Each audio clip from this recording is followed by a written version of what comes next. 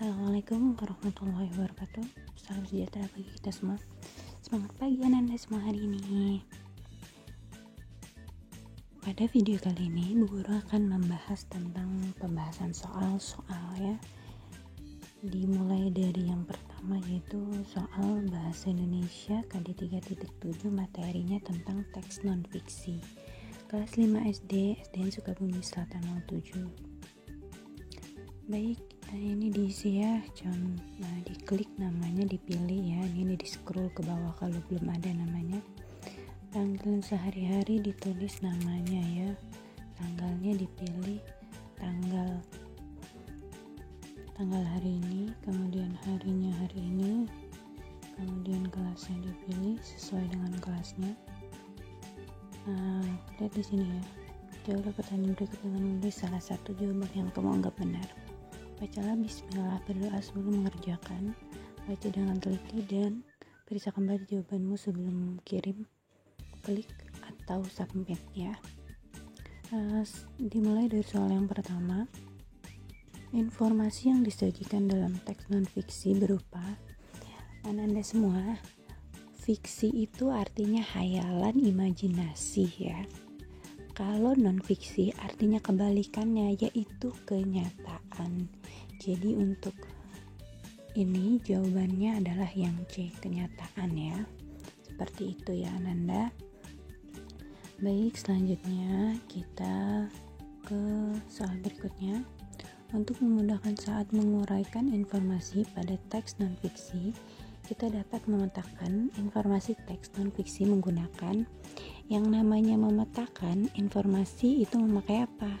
Ingatan kurang tepat, paragraf kurang tepat, ringkasan kurang tepat. Yang betul adalah D, peta pikiran ya, karena memetakan informasi ya.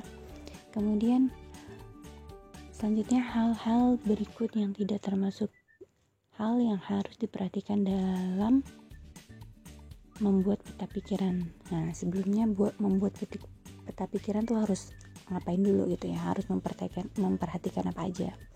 Yang pertama adalah harus menuliskan informasi dengan bahasa yang singkat ya, itu betul, berarti bukan jawabannya ya. Kemudian yang kedua adalah isi peta pikiran harus sesuai dengan informasi yang ada. Nah, ini betul ya. Kemudian menuliskan pokok-pokok informasi yang penting ya, ini betul sekali. Kemudian yang D, menuliskan semua kalimat yang terdapat pada paragraf, itu kurang tepat ya, karena yang penting-penting saja atau informasi yang penting ya, kayak gitu. Jadi jawabannya yang D ya, menuliskan semua kalimat yang terdapat pada paragraf, itu namanya menyalin paragraf ya, bukan membuat peta pikiran.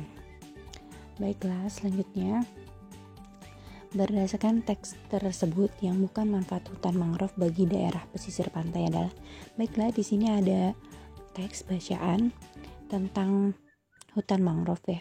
Di Indonesia terdapat sebuah ekosistem berupa hutan mangrove. Hutan mangrove memiliki fungsi dan manfaat yang sangat penting bagi ekosistem di sekitarnya. Fungsi hutan mangrove antara lain sebagai penahan abrasi pantai, intrusi atau peresapan air laut, kemudian menurunkan kandungan gas karbon dioksida di udara daerah sekitar pantai ya, dan bahan-bahan pencemaran di perairan rawa pantai. Baiklah, yang ditanya itu lihat ya di sini yang bukan ya, yang bukan. Penahan abrasi pantai betul, intrusi peresapan air betul, kemudian menurunkan kandungan gas karbon dioksida di udara dan bahan-bahan pencemar pada udara dan rawa pantai betul, D ya. Jawabannya D, menaikkan kandungan gas karbon dioksida di udara dan bahan-bahan pencemar di perairan pantai ya. Bukan menurunkan tapi menaikkan ya, itu kebalikannya ya, yang bukan manfaatnya. Baiklah, selanjutnya soal terakhir, makna kata predator pada kalimat tersebut adalah. Baik, di sini ada sebuah teks ya, dibaca teksnya. Elang merupakan salah satu jenis predator utama di hutan. Hewan ini disebut predator karena menjadikan hewan lain sebagai mangsanya. Elang berada pada tingkat tertinggi dalam rantai makanan di ekosistem. Jadi makna kata predator apa? Nah, udah tahu ya, udah tahu dari teks ini ya, predator itu hewan pemangsa hewan lain. Oke, selanjutnya tinggal diklik submit ya Ananda, dan dengarkan penjelasan pembahasan soal berikutnya.